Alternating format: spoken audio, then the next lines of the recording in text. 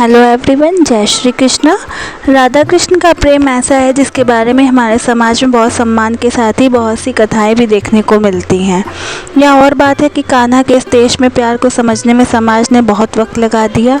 आज भी यह सवाल उठता रहता है कि क्या राधा कृष्ण का विवाह हुआ था, क्या राधा का विवाह किसी और के साथ हुआ था। कोई कहता है कि हमने सुना है कि कान्हा राधा की शादी हो जाने के बाद भी उनसे मिलने उनके ससुराल गए थे।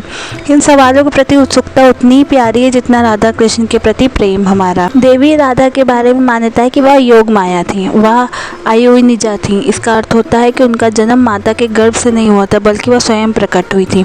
उनकी माता गर्भवती तो थी लेकिन योग माया के चमत्कार से उनकी गर्भ में वायु हुई थी ताकि साधारण मनुष्यों के बीच आदि शक्ति के जन्म को सहज दिखाया जा सके।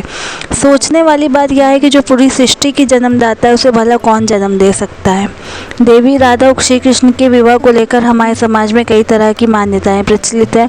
कोई कहता है कि राधा कृष्ण का विवाह स्वयं ब्रह्मा जी ने कराया था, तो कोई कहता है कि राधा का विवाह रायण से हुआ था। ब्रह्मवैवर्त पुराण में श्री राधा और श्री कृष्ण के विवाह के बारे में बताया गया है।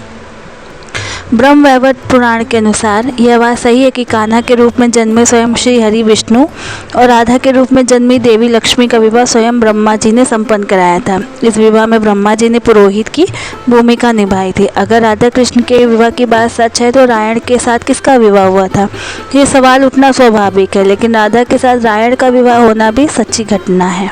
बस वह राधा कोई और थी। रायण के साथ जिस राधा का विवाह संपन्न हुआ वह असली राधा नहीं बल्कि राधा जी की छाया थी। असली राधा तो रायण से विवाह के पूर्व ही बैकुंठ लोक जा चुकी थी, अपनी छाया को अपने माता पिता के पास छोड़कर। अब हमारे मन में यह सवाल सहज उठता है कि अगर राधा जी अपनी छाया छोड़ के क्यों चली गईं। दरअसल जिस राधा के साथ श्री कृष्ण का विवाह हुआ वह कान्हा से विवाह के बंधन में बंधकर फिर से अपने लोक वापस चली गई। उनके इस रूप का पृथ्वी पर कार्य संपन्न हो चुका था, किंतु माता पिता के पास भी तो किसी को छोड़ना था ताकि वह अपने सामाजिक दायित्वों की पूर्ति कर सकें।